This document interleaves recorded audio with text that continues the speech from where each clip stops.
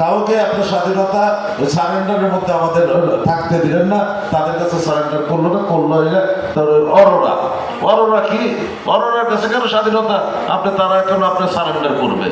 আমাদের জেনারেলটা কোথায় ছিল? কোথায় ছিল জিয়াউর রহমান? কোথায় ছিল খালেদ মোশাররফ? কোথায় ছিল ওসমানী? কেউ ছিল না, কাউকে আসতে দেওয়া হয়নি। তো সেদিনই আমাদের স্বাধীনতাটা চুরি করছে ভারত, যেদিনকে আমাদের স্বাধীনতা হয়েছে। কারণ তারা এগ্রিমেন্টটা করলো, তাদের সারেন্ডারটা করাইলো অরোরার কাছে। অরোরা কি? হুইজ অরোরা? ওনার কাছে কেন সারেন্ডার করবে? করে এই ৯৫,০০০ সৈন্যকে নিয়ে গেল ভারতে। ভারতে নিয়ে পাকিস্তানের সাথে সিমলা চুক্তি করলো। সিমলা চুক্তি করে তারা নিজেদের স্বার্থ হাসিল করলো। ওই ৯৫,০০০ সৈন্যতা আমাদের কাছে থাকবে, আমরা পাকিস্তানের কাছে বিনিময় করবো। আমাদের কি পাওনা দাওনা আছে সেটা আমরা বিনিময় করবো এই সৈন্যের বিনিময়ে। সেটার থেকে আমাদেরকে বঞ্চিত করছে। এখন এই ৫৪ বছর যাবৎ ভারত স্বাধীনতা দিবসের পরিবর্তে তারা পাকিস্তানের সাথে যুদ্ধ বিজয় দেখায়। তাহলে স্বাধীনতা ৯ মাসে আমরা কি করলাম ভাই? ৯ মাসে আমরা যুদ্ধ করলাম আর যুদ্ধ বিজয় দেখে ভারত।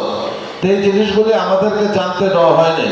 আপনারা জিনিসগুলি দেখবেন, ১৬ই ডিসেম্বর দেখবেন, এই যে স্বাধীনতা দিবসের দিন দেখবেন যে আপনার বিজয় দিবসের দিন দেখবেন যে আপনার ভারত তাদের বিজয় দিবস পালন করে, আমাদেরটা না। তো যাই হোক, এই জিনিসগুলো আমরা দেখেছি। এখন ভাই সমস্যা অনেক। আমার আকাঙ্ক্ষার কোনো শেষ নেই। আমি চাইতো এটা একদিনের ভেতরে করে ফেলে, কিন্তু আপনারা তো বুঝেন এত অত সমস্যা। এই সমস্যাগুলির সমাধান করতে হইলে এগুলির আবার ডিপার্টমেন্ট আছে, অনেক ডিপার্টমেন্ট। ওয়াসার যে সমস্যার কথা বলছেন পানি, সেটা হলো ওয়াসার ডিপার্টমেন্ট। বিদ্যুতের সমস্যা হলো বিদ্যুৎ ডিপার্টমেন্ট। রাস্তাঘাটের সমস্যা এটা সিটি কর্পোরেশন। এক একটার এক একটা আলাদা আলাদা সমস্যা আছে। ইনশাল্লাহ এমপি হইলে পরে এই জিনিসগুলি সহজ হয়ে যায়। এলাকার থেকে যদি আপনি চাপ সৃষ্টি করা যায়, এলাকার থেকে যদি আপনার দলবদ্ধভাবে তাদের অফিসে গিয়ে আপনার বসা যায়, তাহলে ইনশাল্লাহ কাজগুলি করায় নিয়ে আসা যায়। এবং সংসদের মধ্যে সবচেয়ে বড় শক্তিটা হইল সংসদ। সংসদে যখন আপনার অধিবেশন হবে, তখন যদি সেখানে জোরালোভাবে দাবি করা যায়, তাহলে ইনশাল্লাহ অবশ্যই সেগুলি আদায় করা যায়। কিন্তু আমার মনে আসে না যে আমাদের সংসদ সদস্যরা কোনোদিন আপনার ওই সংসদে গিয়ে কোনো কথা বলছেন এলাকার স্বার্থে। আমি দেখি নাই। ওই কি আবুল তাবুল কথাটা হাসাহাসি করে সংসদের আপনার স্পিকার রেখে সংসদ মাননীয় এইসব উল্টা পাল্টা শুনছি। কোনো কথা আমরা ভালো শুনতে বলতে দেখিও নাই, শুনিও নাই। যাই হোক, এখানে আমাদের যে দাবিগুলি আছে সেগুলি আমি করতে চাই। ইনশাল্লাহ ইতিমধ্যে আমি কিছু কাজ শুরুও করেছি, যেটা আমার ক্যাপাসিটির ভিতরে আছে, সেগুলি আলহামদুলিল্লাহ আমি শুরু করেছি। আমি মশা মারার জন্য আমি নিজে মেশিন কিনেছি এবং ওষুধ টষুধ দিয়ে বিভিন্ন জায়গায় আপনার লোক মারফত আমি পাঠাচ্ছি। সেটা হয়তো একটা মেশিন আপাতত আছে, আগামীতে হয়তো আরেকটা মেশিন বাড়াবো। ইনশাল্লাহ আমার ক্যাপাসিটি হিসাবে আমি করে যাচ্ছি। এবং সরকারের দায়িত্বটা যখন আমাকে দেওয়া হবে, আপনারা যদি আমাকে দায়িত্ব দেন, তখন ইনশাল্লাহ ব্যাপকভাবে এই কাজগুলি করা সম্ভব হবে। শিক্ষিত বেকার যুবকদের প্রশিক্ষণের ব্যাপার আছে এখানে, সেটা আমরা অবশ্যই চেষ্টা করব। কারণ শিক্ষিত বেকার, শিক্ষিত হওয়ার পরে যদি বেকার থাকে, তাকে দিয়ে তো আসলে কোনো কাজ হবে না। শিক্ষিত হওয়ার পরে সে বেকার কেন থাকবে? একটা না একটা কাজ করতে হবে, যে কোনো কাজে তাকে লাগাইতে হবে। সেটা সরকারের দায়িত্ব, এলাকার যে আপনি জনপ্রতিনিধি থাকবে তার দায়িত্ব, তারা সেটা করবে, করতে হবে। মানসম্পন্ন প্রশিক্ষণ কেন্দ্র স্থাপন করা, আত্মকর্মসংস্থান, ক্ষুদ্র শিল্পে উৎসাহ প্রদান, অবশ্যই এসব করা উচিত। নিজের নিরাপদ পরিবেশ নিশ্চিত করা।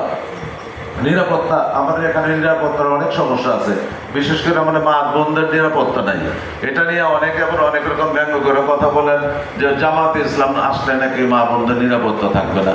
আচ্ছা, আপনারা মা বোনরা এখানে বসে আছেন, আপনাদের কখনো কোনো নিরাপত্তার কোনো বিঘ্ন করছে জামাত ইসলামের দ্বারা? যারা ইসলাম করে তাদের দ্বারা কোনোদিন নিরাপত্তা বিঘ্নিত করবে, এটা কি হইতে পারে? এই যারা আমাদের দেশে কুচক্রী, যারা আমাদেরকে সহ্য করতে পারতেছে না, এই যে ইসলামের জাগরণ দেখে তারা নিঃসম্মিত হইতেছে। এরা বিভিন্ন রকমের দেখবেন এখন বিভিন্ন রকমের আপনার প্রোপাগান্ডা রটাচ্ছে।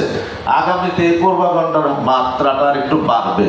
কারণ হইলো কি, ওই যে আমাদের ভারত আছে না, আমাদের সবচেয়ে বড় দুশ্মন। আমাদেরকে চিনতে হবে যে আমাদের দুশ্মনকে, এই দুশ্মনের নাম কিন্তু আমরা নিতে সাহস পাই না। কারণ এটার একটা আমাদের ভয়। কারণ দুশ্মনকে যদি আমি দুশ্মন হিসেবে না চিনি, তাইলে আপনি সাবধান তো থাকতে পারবো না। এই দুশ্মনরা দেখেন ইতিমধ্যে আবার বড় বড় রাজনৈতিক দলদেরকে খরিদ করে ফেলছে, ওরা ওদের পক্ষে কথা বলে। পরে ভারতেরকে ইতিমধ্যে আমরা আশ্বস্ত করছি যে আমরা আপনার বিচ্ছিন্নতাবাদী যে আছে সেভেন সিস্টারের মধ্যে, তাদেরকে আমরা আশ্রয় প্রশ্রয় দিব না, গায়ে বইরা গিয়ে ওদেরকে আশ্রয় প্রশ্রয় দিব না বইলে আসে। মানে চামচাগিরিরও একটা লেভেল থাকে।